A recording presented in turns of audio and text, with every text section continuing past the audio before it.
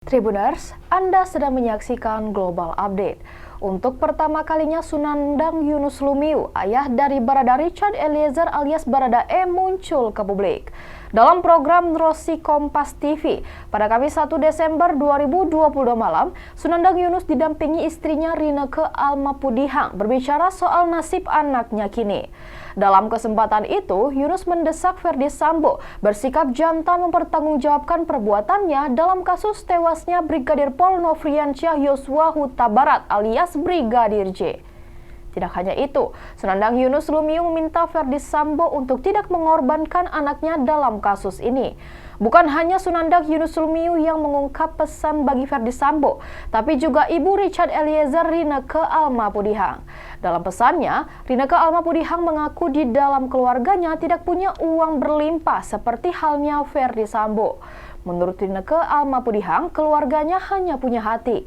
Diketahui Richard Eliezer merupakan satu di antara 5 tersangka dalam kasus pembunuhan berencana Brigadir J yang terjadi di rumah dinas Kadif Propam Polri di Duren 3, Jakarta Selatan. Peristiwa pembunuhan Brigadir J disebut terjadi setelah Putri Chandrawati mengaku dilecehkan Brigadir J di Magelang. Kemudian, Ferdy Sambo marah dan merencanakan pembunuhan terhadap Brigadir J yang melibatkan Richard Eliezer, Ricky Rizal, dan Kuat Ma'ruf. Akhirnya Brigadir J tewas di rumah dinas Sambo di Kompleks Polri Duren 3, Jakarta Selatan pada 8 Juli 2022. Atas perbuatannya, Richard Eliezer, Ricky Rizal, dan Kuat Ma'ruf didakwa melanggar pasal 340 KUHP, subsidiar pasal 338 KUHP, junto pasal 55 ayat 1 ke 1 KUHP, junto pasal 56 ke 1 Kitab Undang-Undang Hukum Pidana KUHP. Kelima terdakwa kini terancam pidana maksimal hukuman mati, penjara seumur hidup, atau selama-lamanya 20 tahun.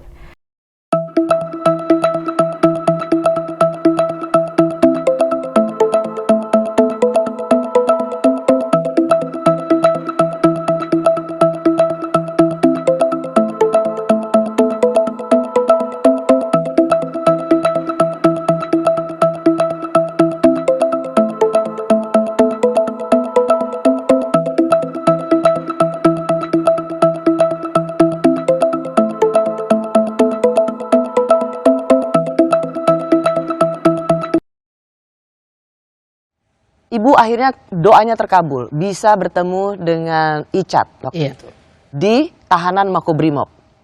Waktu itu dia di bilang tahanan masih di samping rumah Pak Dankor. Oke. Ya. Nah waktu itu apa? Bagaimana Ibu menerangkan atau menceritakan pertemuan pertama dengan Icat setelah kasus ini terjadi? Waktu kita sampai di Makobrimob, kita langsung ke ruangan Kanit, Pak Kanit dulu, dan Icat dipanggil ke situ. Jadi kita ngobrol sama Pak Kanit. Pak Kanit bilang kan sama Richard, kalau ini orang tuamu sudah datang ke sini, jadi kalau bisa kamu harus jujur di depan orang tua. Tapi malam itu sampai kita tidur. Sorry Bu Ine, jadi Bapak dan Ibu, Pak Yunus dan Ibu Ine ini akhirnya justru dipanggil ke Jakarta untuk bertemu dengan Icat. Iya. Oke. Nah, maksud pertemuan orang tua Pak Yunus dan Bu Ine bersama Icat itu untuk apa? Agar supaya dia bisa terbuka, dia bisa jujur. Jadi kita dibawa ke sini selain keamanan, untuk keamanan kita juga mungkin dengan kehadiran kita, saya sama bapaknya, dia bisa terbuka, dia bisa jujur. Saya mau mengkonfirmasi pada Pak Yunus dan Ibu Ine. Saya juga mendengar bahwa Icat ini sampai didatangkan orang tuanya, yaitu Pak Yunus dan Ibu Ine. Pendeta. Iya. Supaya dia bisa jujur. Sampai itu betul ya? Iya betul.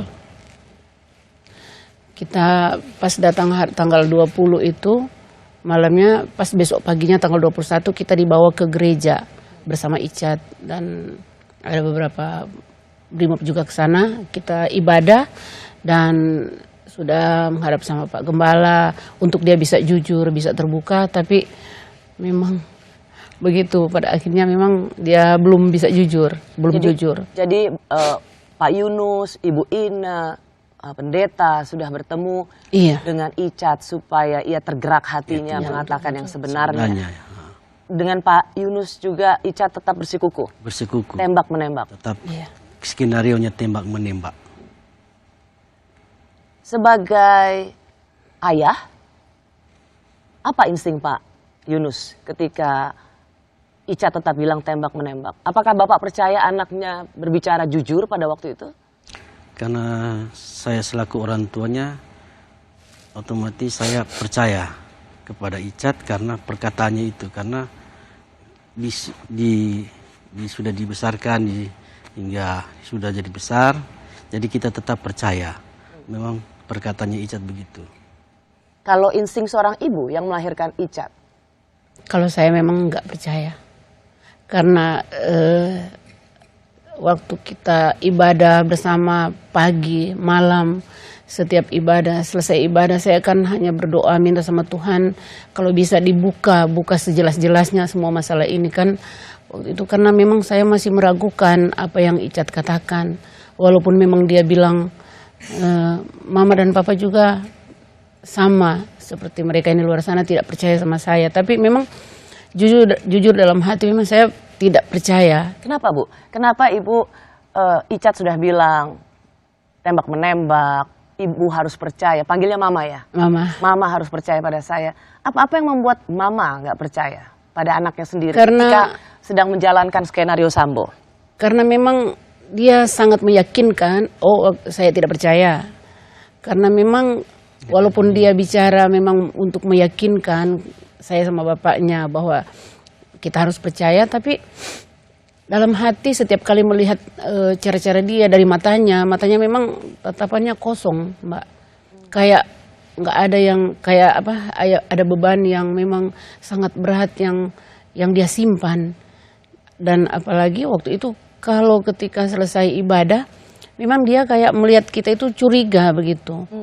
Iya. Jadi Ibu melihat orang dia nggak percaya. Tidak seperti Icat yang sebenarnya, iya. Itu yang membuat Ibu meskipun Icat bilang saya jujur, ini yang sebenarnya sebagai seorang ibu bilang enggak, ini bukan anak saya gitu. Iya betul, Mbak. Jadi itu yang setiap kali saya harus minta kalau bisa memang Tuhan buka semuanya. Tapi memang kita berdua juga didoktrin untuk percaya sama dia. Siapa yang doktrin? Icat juga harus dia sudah meyakinkan saya sama bapaknya harus percaya sama dia. Demikian Global Update kali ini. Nantikan terus informasi menarik lainnya di Facebook dan YouTube Tribun Medan.